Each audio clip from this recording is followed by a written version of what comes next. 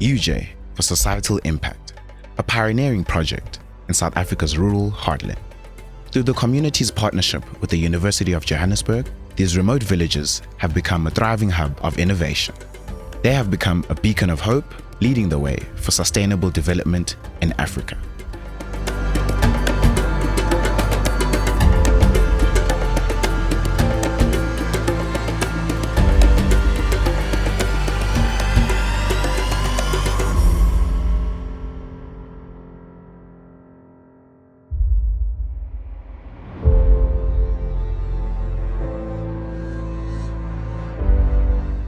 My journey started at Matatane Primary, like every child traveling from Kwakwani, which is 6 kilometers, single trip. After grade 7, I have to come to Hanyani, to go to Hanyani, like attending a high school.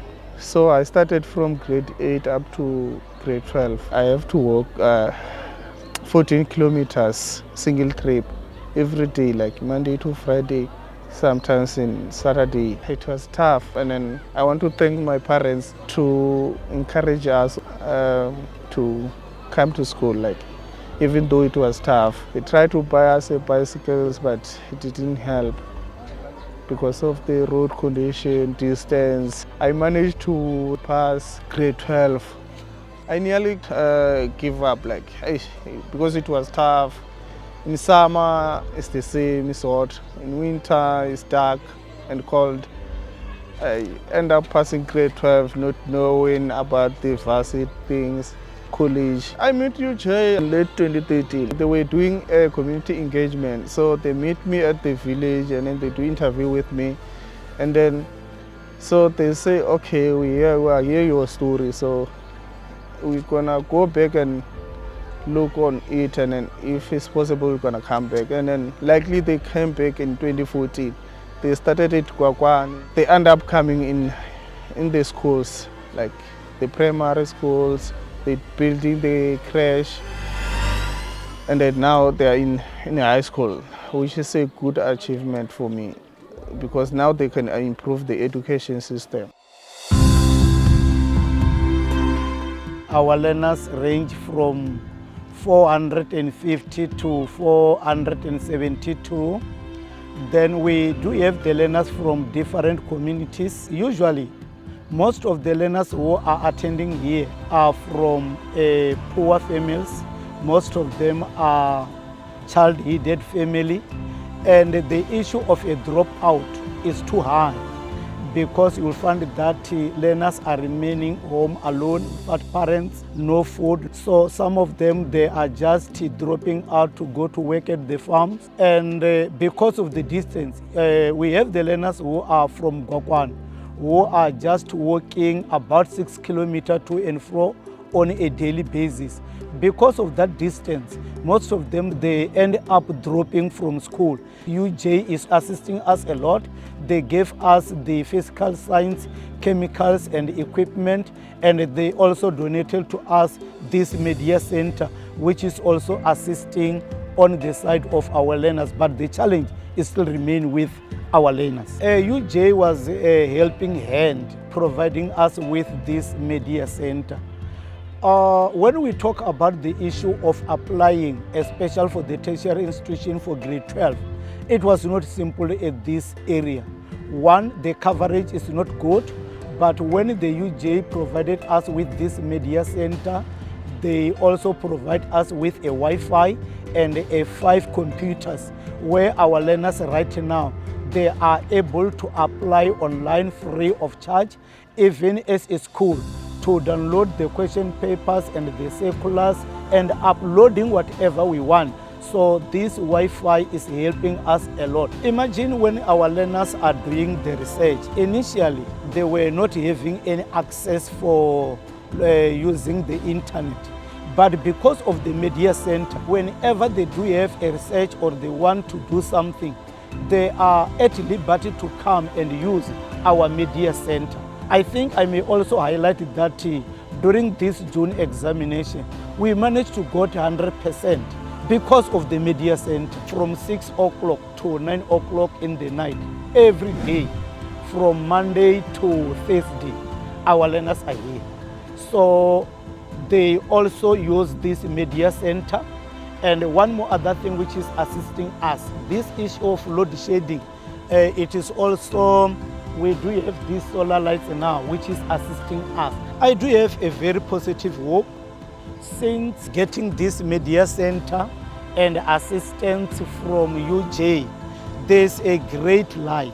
Remember in grade 12, out of 13 subjects, 11 subjects got 100% in the June examination. So that one it indicates a positive growing of the school, where we may have a brighter future with our learners and also the improvement in the school if we are managing. And even at the second level, we do have 6 schools here and we are number 1. We want to retain our position because we want to just fly and fly and fly and being on top of these all other 5 secondary. It's not that much big, but we're making a positive change.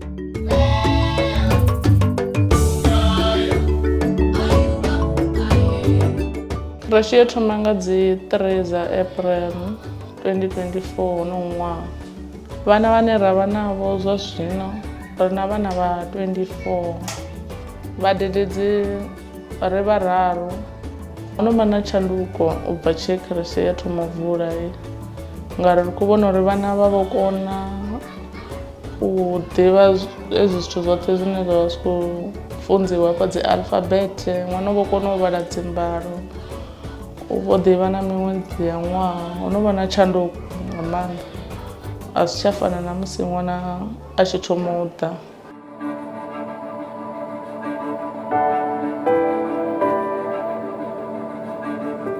So we're here in Mbodi this morning to install a solar-powered borehole pump. There is a borehole just over here, but it has got an electric pump that's run off a generator.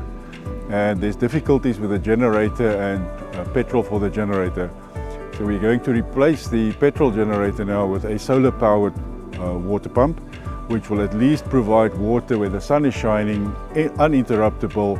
And as you can see, it's very, very dry and hot here, and it should make a huge difference here. So UJ has now installed the second one. This is the second one here in the village of Mbodi. There's absolutely no water here currently. The first one is a little bit up where we also put a solar-powered borehole pump. Similar setup with a JoJo tank, and that is providing water to that side of the community. This is a 80-meter borehole, and we hope that this will be a lot more sustainable water supply for the people here in Mbodi. We also have 2 solar-powered borehole pumps a little bit further in the next village of Kokwane, and they are working really, really well. And they provide the only source of water now in this community. The community reaction is really phenomenal. People realize the value of having water, of course, something you can't do without, to the extent where in the first borehole we put here in Mbodi, the community arranged, you can see the support we have here this morning. The community arranged for people to take turns and sleep next to the borehole to protect the infrastructure because it means so much to them. So they really help us a lot, and this is a co-created solution that we are doing here with the community. Well, this one is running now nearly a year. The one in Kokwane is running for, I guess, maybe 7-8 years now. The benefit of having a sustained source of drinkable potable water is tremendously. So it's not only for drinking, but it does help in growing food, and it makes a huge difference to the community. The challenges we've experienced is it is far out. Again, it's different to a project that you do in the city. If something goes wrong, I'm staying 2 blocks away from a hardware store. What happened now this morning, the tank fell off the stand and it broke one of the fittings. The nearest supplier is now an hour drive that we're going to try and get now to get a new tank. So the distance makes it very difficult. The people living here, that's their normal life circumstances. It presents us a huge opportunity. My team that's here, the students, they experience life in a different environment, different cultures, different languages. But to see how other people need to live just to survive, I think it's an opening thing, especially for engineering students, that they can also understand the country we live in have a diverse set of challenges. And bringing them here is exposing our future engineers to hopefully get an idea of the type of problems that South Africa is facing, and that they can be a bit more prepared to solve the challenges for many of our fellow citizens.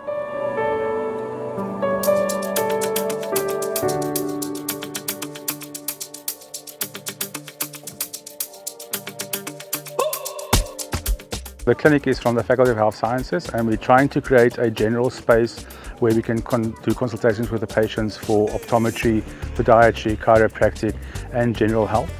So the clinic can then also be used by the Department of Health when they come for vaccinations or helping with labour or something. We're also setting it up as an emergency room, so there will be emergency grab bags here, so that if there's an emergency, people can come here and come wait for the ambulance or for the transport to the major clinics. So as part of this, we're also doing first aid training, so that there will be first aid trained people that can assist when there's no healthcare professionals in the area.